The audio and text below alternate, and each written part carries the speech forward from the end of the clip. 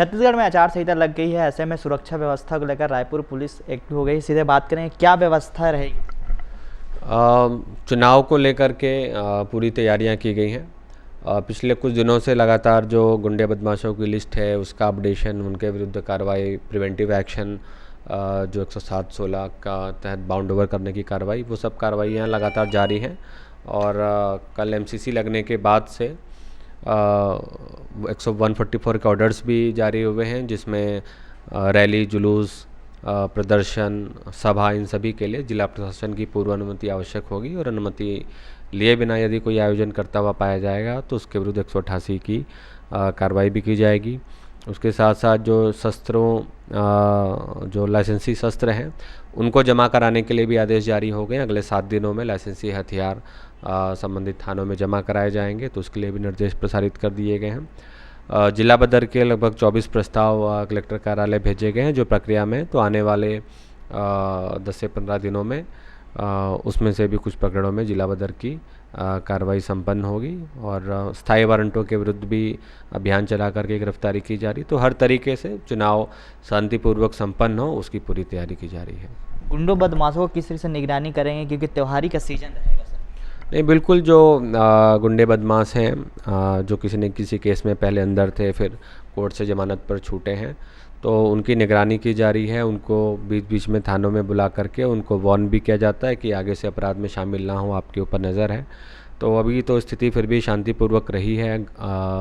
पिछले दिनों में देखा होगा आपने, गणेश झांकी का जो इतना बड़ा आयोजन था वो भी पूरी शांतिपूर्वक संपन्न हुआ है। तो ऐसे असामाजिक तत्वों पे लगातार पुलिस का प्रेशर रहेगा, और यदि कोई भी गड़बड़ी करता पाया जाएगा तो उसके ऊपर तत्काल एक्शन लेकर के उसे जेल भेजा जाएगा। चेक पोस्ट कितने लगाए जाएंगे?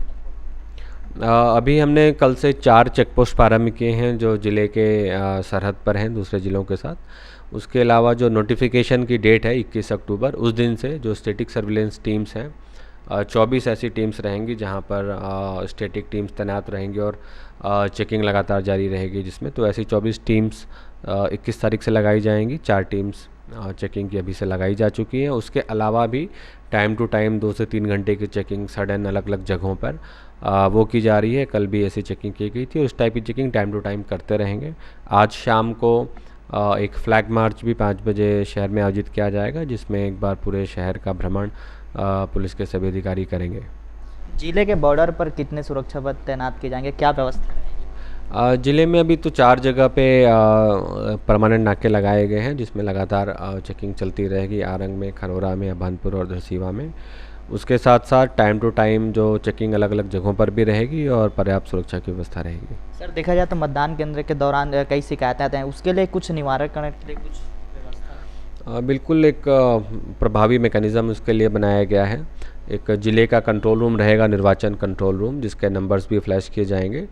तो कोई भी व्यक्ति अपनी शिकायत उन नंबर पे कर सकता है। उसके अलावा एक सी विजिल ऐप है, जिसे कोई भी सिटीजन डाउनलोड करके उसमें अपनी शिकायत भेज सकता है। फ़ोटो, विजुअल कुछ अगर हो जिससे संबंधित उनकी शिकायत है, तो उसके साथ सी विजिल ऐप में शिकायत भेज सकता है। तो वो शिकायतें जिला कंट्रोल रूम की तरफ से मॉनिटर होंगी, और जो शिकायतें वहाँ पे प्राप्त होंगी उसको ज़िले में लगभग 24 फ्लाइंग स्क्वाड्स रहेंगे। हर एक असेंबली कॉन्स्टिट्यूएंसी में 3 फ्लाइंग स्क्वाड रहेंगे, जिसमें एग्जीक्यूटिव मजिस्ट्रेट भी होगा, पुलिस भी होंगे।